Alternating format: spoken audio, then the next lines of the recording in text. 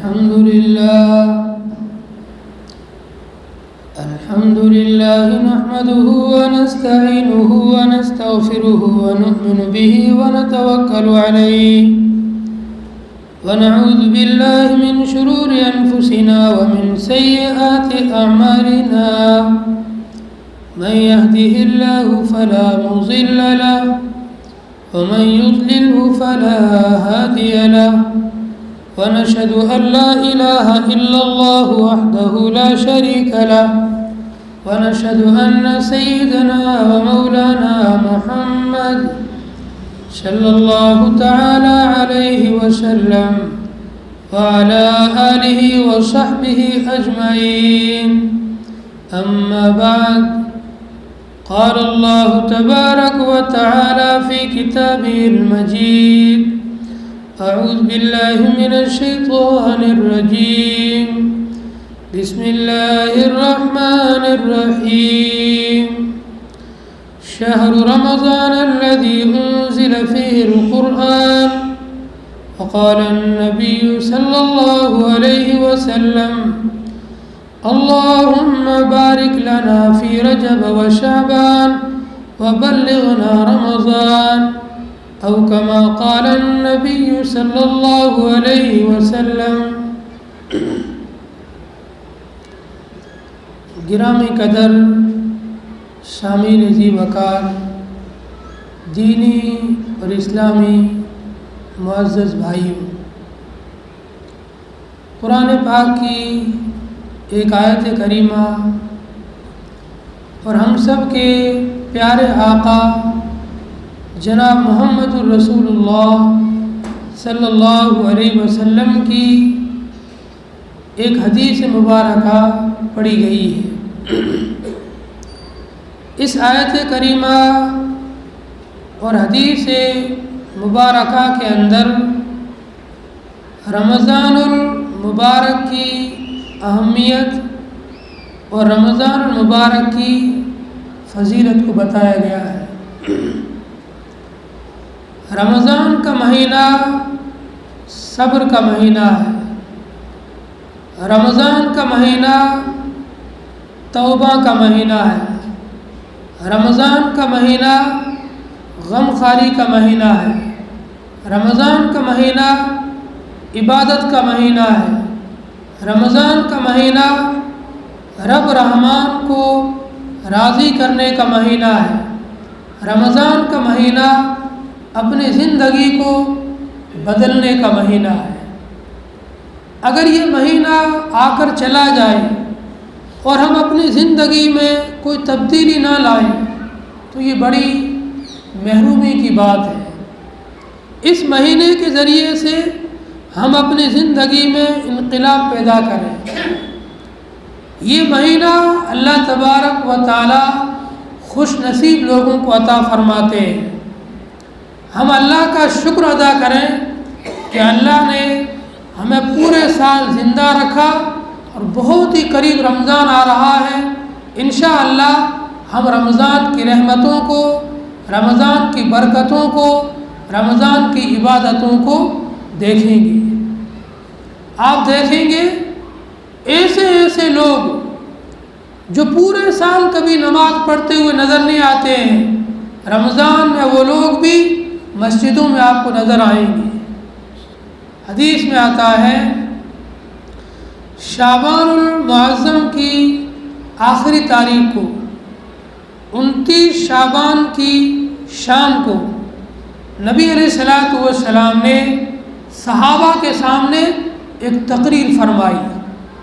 ایسی تقریر صحابہ کہتے ہیں جس سے ہماری آنکھیں بہنے لگی اور ہمارے دل بھر گئے. آپ کی تقریر، پھر اس تقریر کا کیا کہنا، آپ تو امام الانبیاء تھے. آپ کی زبان سے کوئی ایک لفظ بھی نکل جائے اور کسی کو سننا نصیب ہو جائے، وہ دنیا کا سب سے بڑا خوش نصیب اور سعادت مند انسان ہے.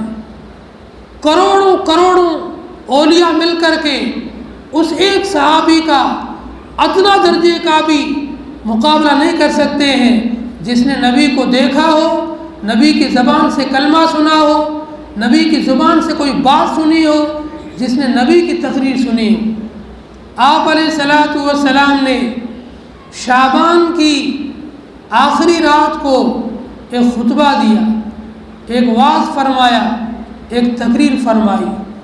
اس میں آپ نے رمضان کے مہینے کی اہمیت کو بتلایا۔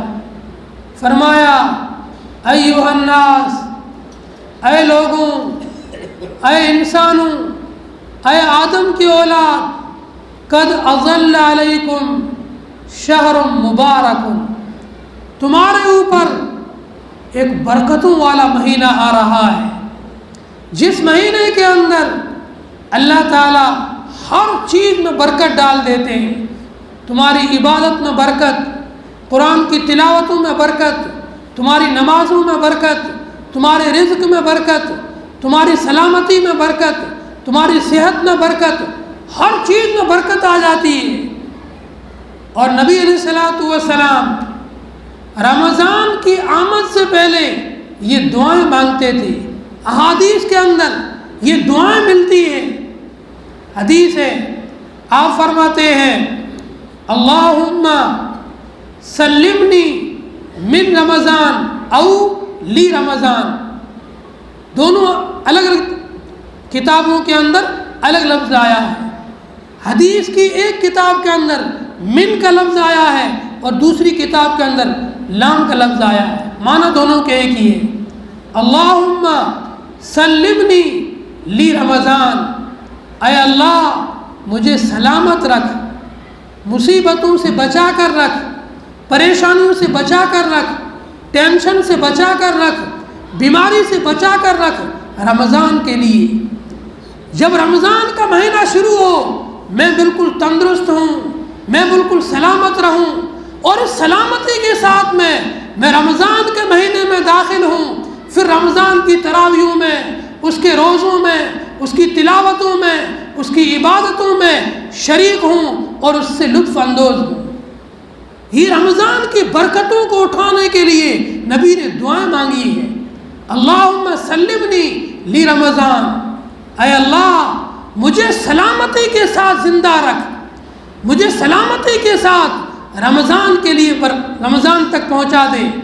اور پھر آگے جملہ فرمایا وَسَلِّمِ رمضان لی، رمضان کو میرے لیے سلامتی والا بنا۔ رمضان بھی ہمارے پاس سلامتی کے ساتھ میں آئے، کوئی ایسی پریشانی کے ساتھ میں نہ آئے کہ ہم رمضان کی رحمتوں اور اس کی برکتوں سے محروم ہو جائیں۔ جیسے 2 سال پہلے لاک ڈاؤن کے زمانے میں رمضان ہمارے درمیان آیا، رمضان ہمارے پاس آیا، لیکن حکومت کی طرف سے پابندی تھی، بہت سارے افراد مل کر نماز نہیں پڑھ سکتے ہو، ایک ساتھ بھیڑ اکٹھا نہیں کر سکتے ہو، جبکہ شریعت کا حکم یہ ہے جتنی بڑی جماعت ہوگی اتنا ہی زیادہ ثواب ہے، جتنے زیادہ لوگ مل کر نماز پڑھیں گے اتنا ہی زیادہ ثواب ملے گا۔ جبکہ وہ رمضان ہمارے پاس ایسے آیا، نہ ہم تراویحوں کے مزے لوٹ سکے، نہ دوسری کسی عبادتوں کے مزے لے سکے، تو رمضان بھی ہمارے پاس سلامتی کے ساتھ میں آئے اور ہم بھی رمضان کے اندر سلامتی کے ساتھ میں زندہ رہیں۔ اور تیسرا جملہ فرمایا وَتَسَلَّمْهُ مِنِّي تَقَبُّلًا، اے اللہ ان سلامتیوں کے ساتھ میں اس رمضان کو میرے لیے قبولیت کا ذریعہ بنا، مجھے اپنے چہیتے بندوں میں سے بنا دے، مجھے اپنے مقبول بندوں میں بنا دے، مجھے اپنے توبہ والے بندوں میں بنا دے، مجھے اپنے عبادت گزار بندوں میں شامل کر لے اس رمضان کے اندر۔ پچھلی زندگی میری گناہوں میں گزری ہوگی، معاصیات میں گزری ہوگی، نفرتوں میں گزری ہوگی، دشمنیوں میں گزری ہوگی، جھگڑوں میں گزری ہوگی، لڑائیوں میں گزری ہوگی، زنا میں گزری ہوگی، چوری میں گزری ہوگی، ڈکیتی میں گزری ہوگی، جھوٹ میں گزری ہوگی، رشوت میں گزری ہوگی۔ اس رمضان کو میرے لیے تو توبہ کے لیے، عبادت کے لیے اور میرے لیے عفو گزر کے طور پر قبول فرما، اور مجھے آئندہ سے اس رمضان سے اپنی زندگی کو بدل کر تیرے دربار میں مقبول و محبوب بندہ بنا دے۔ کیسی بہترین دعا! دعا کے 3 جملے ہیں، لیکن تینوں جملوں کے اندر علم کا اور رحمتوں کا، برکتوں کے خزانے سمیٹ دیے۔ اللہم سلمنی لرمضان، اے اللہ مجھے سلامت رکھ رمضان کے لیے۔ رمضان کے مہینے میں سلامتی کے ساتھ میں تیری بندگی کر سکوں، عافیت کے ساتھ میں، سکون کے ساتھ میں تیری بندگی کر سکوں۔ وَسَلِّمْنِي رمضان علی، اور رمضان کو بھی میرے لیے سلامتی والا بنا۔ رمضان کے مہینے میں کوئی ایسی مصیبت نہ آئے کہ وہ مہینہ ہمارے لیے کوئی مصیبت والا بن جائے۔ اور تیسری دعا وَتَسَلَّمْهُ مِنِّي مُتَقَبِّلًا، اس رمضان میں مجھے ایسے اعمال کی توفیق دے جن اعمال کے ذریعے سے میں تیرا مقبول اور محبوب بندہ بن جاؤں۔ بخاری شریف کی حدیث ہے، اماں عائشہ سے روایت ہے، فرماتی ہے جب رمضان کا مہینہ شروع ہوتا، تاجدار مدینہ، خاتم الانبیاء، سرور کونین، فخر موجودات محمد الرسول اللہ صلی اللہ علیہ وسلم اس قدر اللہ کی بندگی عبادت کیا کرتے تھے اور اتنا اللہ کی راہ میں خرچ کیا کرتے تھے گویا تیز چلنے والی آندھی ہو، کریہ آصف۔ جس طرح تیز آندھی چلتی ہے اس طریقے سے نبی علیہ الصلوۃ والسلام اللہ کی راہ میں لٹایا کرتے تھے اور عبادات میں اپنے آپ کو لگایا کرتے تھے۔ رمضان کے اندر آپ کی نمازیں، آپ کی تلاوت، آپ کا ذکر و اذکار، آپ کی ہر عبادت بڑھ جایا کرتی تھی، اور رمضان کا مہینہ آپ صرف اللہ کی بندگی کے لیے، اللہ کی یاد کے لیے خالص کر لیا کرتے تھے۔ اور پھر رمضان کے اندر آپ کی جو تلاوت ہوا کرتی تھی، آپ ایک قرآن جبریل کو سناتے تھے اور جبریل ایک قرآن حضرت نبی علیہ الصلوۃ والسلام کو سناتے تھے، ایک قرآن نبی جبریل کو سناتے اور ایک قرآن جبریل سے نبی علیہ السلام خود سنتے تھے۔ اس طریقے سے قرآن کو سنتے بھی تھے اور سناتے بھی تھے۔ اس کے علاوہ آپ کثرت کے ساتھ میں قرآن کی تلاوت بھی کرتے تھے۔ رمضان کا مہینہ بہت ہی قریب ہے، اگلے جمعے سے یا جمعرات سے رمضان کا برکت بھرا، رحمت بھرا مہینہ شروع ہو رہا ہے۔ اس مہینے کے اندر ہم کثرت کے ساتھ میں قرآن کریم کی تلاوت کریں، 5 وقتہ نمازوں کو جماعت کے ساتھ ادا کریں، تراویحوں کو حافظ قرآن کے پیچھے پڑھ کر کے ہم پورے قرآن کو تراویحوں کے اندر سنیں، اور 30 تاریخوں کی تمام مکمل تراویحوں کو پڑھیں۔ ایسا نہیں کہ کہیں پر 10 دن میں قرآن ختم ہو رہا ہے تو 10 دن میں قرآن سن لیا اور باقی 20 دن کی تراویح غائب، یہ بھی غلط طریقہ ہے، سنت کے خلاف ہے۔ نبی علیہ الصلوۃ والسلام تراویح کے اندر قرآن کو سنتے بھی تھے اور رمضان کی تراویح بھی پڑھتے تھے، اس لیے پورے رمضان کی تراویح پڑھیں اور تراویحوں کے اندر کم سے کم ایک قرآن کریم کو مکمل سنیں اور کثرت کے ساتھ میں قرآن کریم کی تلاوت کریں۔ جب ہم صحابہ کرام کی سیرت کو پڑھیں گے، صحابہ کرام میں سے عثمان غنی رضی اللہ تعالیٰ عنہ اور دوسرے صحابہ رمضان کے اندر روزانہ ایک قرآن ختم کرتے تھے۔ اب کتنا ان کو شوق ہوگا، کیسا قرآن کا عشق ہوگا، ایک قرآن روزانہ ختم کر لیا کرتے تھے، اور اللہ نے ان کے وقت کے اندر کیسی برکت دی ہوگی روزانہ ایک قرآن ختم کرنا۔ اور خصوصاً رمضان کے اندر حدیث میں آتا ہے لا الہ الا اللہ اور استغفر اللہ، ان 2 چیزوں کو کثرت کے ساتھ پڑھو، کیونکہ انسان کا ایمان اس کو زنگ لگ جاتا ہے اور کمزور ہو جاتا ہے۔ اور حدیث میں فرمایا جدد الایمان بلا الہ الا اللہ، اپنے ایمان کو تازہ کرو، اپنے ایمان کی تجدید کرو لا الہ الا اللہ کو بول کر۔ اس لیے رمضان کے اندر کثرت کے ساتھ میں لا الہ الا اللہ کا ورد کریں اور استغفار کا ورد کریں۔ استغفار کے ذریعے سے ہمارے تمام گناہ، تمام پریشانیاں، تمام مصیبتیں دور ہو جاتی ہیں۔ تو رمضان کے مہینے میں نماز کی پابندی کریں، قرآن کریم کو کثرت کے ساتھ پڑھیں، رمضان کے روزے رکھیں، تراویح پڑھیں، لا الہ الا اللہ اور استغفار کا کثرت کے ساتھ میں ذکر کریں۔ اور خصوصی بات یہ ہے کہ رمضان کے مہینے میں اپنے آپ کو گناہوں سے بچا کر رکھیں، کیونکہ گناہ ایک ایسی چیز ہے جو ہماری کی ہوئی تمام نیکیوں کو برباد کر دیتی ہے۔